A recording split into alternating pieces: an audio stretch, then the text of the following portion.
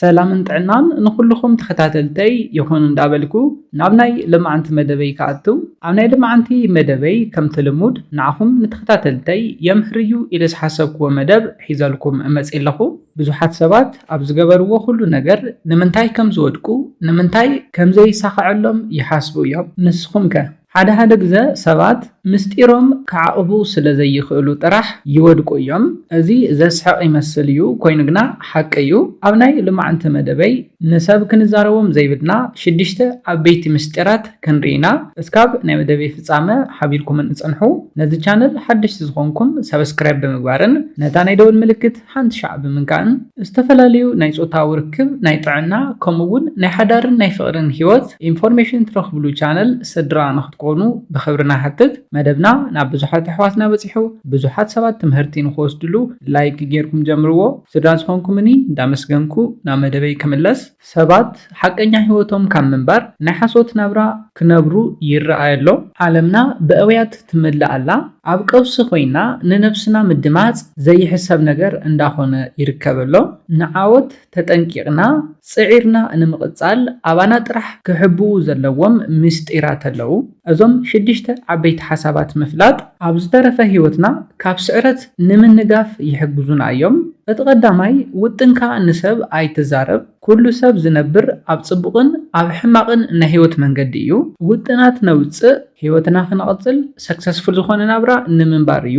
ሰባት በብመዓልቲ ውጥን የውፅኡ እዮም፣ ኮይኑ ግና ኩሎም ኣየሳኽዐሎምን። ውጥን ንናይ ሓደ ሰብ ዓወት ሰክሰስ ኣድለይቲ እዮም። ንዓኻ ናብ ዝሓሸ መንነት ናይ ምቕያር ሓይሊ ዘለዎም እዮም። ንዝተጋግየ ንዘይኸውን ሰብ ኣብ ውሽጥኻ ክትሕዞ ዝግበአካ ምስጢር ምዝራብ እንታይ ከስዕበልካ ከም ዝኽእል ክትግምቶ ቀሊል እዩ። ሕልምኻ ዕላማኻ ብጣዕሚ ትፈትዎ እንተኾይንካ ንቕሩብ ግዜታት ኣብ ውጥንካ ሱቕ ምባል ምረፅ። ውጥናትካ ንኹሉ ሰብ ኣይትዛረብ። ኣብ መበል ካልኣይ ንሪኦ ድማ ድኽመታትካ ጎደሎታትካ ንሰብ ኣይትዕልል። ብዝኾነ ይኹን ስራሕ ናብ ዓወት ንምብፃሕ ድኽመታትካ ከም ሰውነትካ ክትቕበልን ክትምሃሮምን ኣለካ። ንስምዒትካ ከመይ ክትገልጽ ከም ዘለካ ምፍላጥ ኣብ ናይ ሂወትካ ዕብየት እቲ ኣገዳሲ ጉዳይ እዩ። ተቐባልነትን ፍቕርን ንኽትረክብ ኢልካ ድኽመታትካ ጎደሎታትካ ንኻልኦት ሰባት ኣይትዛረብ። ብዙሕ ሳዕቤን ከምፀልካ ስለ ዝኽእል ሰባት ውዒሎም ሓዲሮም ብምፍላጥን ብዘይምፍላጥን ንድኽመታትካ ከም ንዓኻ መጉድኢ ክጥቀምዎ ስለ ዝኽእሉ ንስራሕኩም ስድራኹም ኮታስ ኩሎም ጠቐምቲ ትብልዎም ነገራትኩም ክተድሕኑን ተደሊኹም ድኽመትኩም ንሰብ ካብ ምዝራብ ክትቁጠቡን ክትርሕቁን ኣለኩም። ድኽመትኩም ንሂወትኩም ዝቆፃፀር ኣገዳሲ ሓሳብ እዩ። ስለ ዝኾነ ድኽመትኩም ሕብእዎም ኣብ በይንኹም ሓዝዎም። ኣብ መበል ሳልሳይ እንሪኦ ድማ ስዕረትኩም ፍሽለትኩም ንሰባት ኣይትዛረቡ። ስዕረትና ሓደ ግዜ ቀፃሊ ዕጫና እንታይ ክኾን እዩ ናብ ዝብል ስጋት የእትወና እዩ። ነዚ እዩ ድማ ኣብዝሓ ግዜ ንሰባት ክንዕልሎም እንተለና ፅቡቕ ስምዒት ዘይስምዐና ሜይቢ ዘምፀልና ቃንዛ ብምሕሳብ ወይ ድማ ከምዚ እዮም ኢሎም ብዛዕባና ናብ ዝኾነ ራእያ ንኽኣቱ ኣባና ብተዘዋወሪ ድማ ፀቕጢ ንኽሕድሩ ይገብሮም እዩ። ስዕረትኩም ፍሽለትኩም ንሰብ እንተዘይትዕልሉ የግዳስ ኣብ ቀፃሊ ንኽትመሃሩሎምን ተተግብርዎን ዝሓሸ ውፅኢታውያን ትኾኑ ኢኹም። ንሰባት ስዕረትኩም ፍሽለትኩም ክትዛረብዎም እንተለኹም ኩሉ ሻዕ ከም ትወድቁ ይሓስቡ እዮም። ስለ ዝኾነ ድማ ሰክሰስፉል ንኽትኮኑ ፈፂሞም ኣይፈቕዱልኩምን። ናብ ልዑል ደረጃ ናብ ዓወት ክትበፅሑ እንተለኹም ካብ ስዕረትኩም ወይ ድማ ፍሽለትኩም ከመይ ከም ዝተምሃርኩምን ከመይ ናብ ዓወት ከም ዝበፅሕኩምን ካልኦት ንኽመሃሩሉ ክተዕልልዎም ትኽእል ኢኹም። ንሕዚ ግና ኣብ ባዕልኹም ኢንቨስት ግበሩ። ንሰብ ኣይተዕልልዎ። ስዕረትኩም ፍሽለትኩም ኣብ በይንኹም ምሽጥር ጌርኩም ሓዝዎ። ኣብ መበል 4ይ ንሪኦ ድማ እቲ ቀፃሊ ምንቅስቓሳትኩም ወይ ድማ ኔክስት ስቴፕኩም ኣይትዛረቡ። ቀፃሊ ምንቅስቓሳትኩም ናይ ዓወትኩም እቲ ኣገዳሲ መፍትሕ እዩ። ኣብዚ ግዜ ሱቕ ምባል ኣገዳሲ እዩ። ሱቕ ኢልካ ቀፃሊ ምንቅስቓሳትካ ናይ ምግባር ልምዲ ይሃልኹም። ካብ ቀፃሊ ምንቅስቓሳትኩም ከትርፍኹም ካብ ዝኽእሉ ሰባት ንኽትርሕቁን ክትጥንቀቁን ስለ ዝሕግዘኩም እዩ። ኣብ መበል 5ይ እንሪኦ ድማ ሚስጥራትኩም ንሰብ ኣይትዛረቡ። ኩሉ ሰብ ናይ በባዕሉ ዝኾነ ሚስጥር ኣለዎ። ነዞም ምስጢራትኩም ንኩሉ ሰብ ምዝራብ ድማ ንዓኹም ከዳኽሙ ክጎድኡ ዝሕግዞም ሓይሊ ምሃብ ማለት እዩ። ውፅኢታውያን ሰክሰስፉል ሰባት ንብሎም ንምስጢሮም ብቐሊሉ ንኩሉ ሰብ ዝዛረቡ ኣይኮኑን፣ ክዛረብዎ እውን ኣይደፍሩን። ምክንያቱ እንታይ እዩ? እዚ ናይ ህይወቶም ተገዳሲ መፍትሕ ስለ ዝኾነ እዩ። ሓሻ ሰብ ግና ሚስጥር ኣይመርፅን። ኩሉ ሚስጥሩ ብቐሊሉ ንኩሉ ሰብ ይዛረብ እዩ።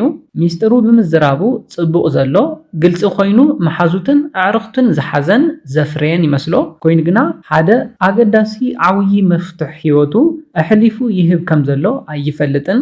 ስለዝኾነ ኩሉ ሚስጥር ህይወትኩም ንኩሉ ሰብ ኣይተዕልልዎ። ኣብ መበል ሻድሻይን ናይ መወዳእታን ንሪኦ ኣብ በይንና ክንሕዞ ዘለና ኣገዳሲ ምስጢር ድማ ኣታዊኻ ክንደይ ከም ዝኾነ ንሰባት ኣይትዛረብ። መንቀኛን መታለሊ ሌባን ሒዙልካ ክመፅእ ስለ ዝኽእል ክንዲ ዝኣታወለኒ ክንዲዚ ሃፍቲ ኣለኒ ክትብሉ እውን የብልኩምን።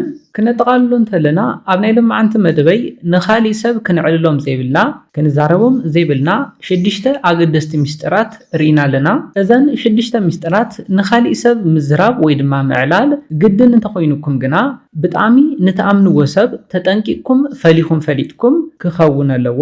ተዘይኮይኑ ንኩሉ ሰብ ነዘን 6 ሚስጥራትኩም ምዝራብ ናብ ልዑል ደረጃ ወይ ድማ ናብ ዓወት ንኸይትበጽሑ ጎቲቱ ክሕዘኩም ዝኽእል ሕማቕ ልምዲ እዩ። ስለዝኾነ ነዘን 6 ነገራት ካብ ህይወትኩም ክተውግዱ ኣለኩም። እዘን 6 ኣገደስቲ ሚስጥራት ኣብ በይንኹም ናይ መሓዝ ልምዲ ክተጥርዩ ኣለኩም።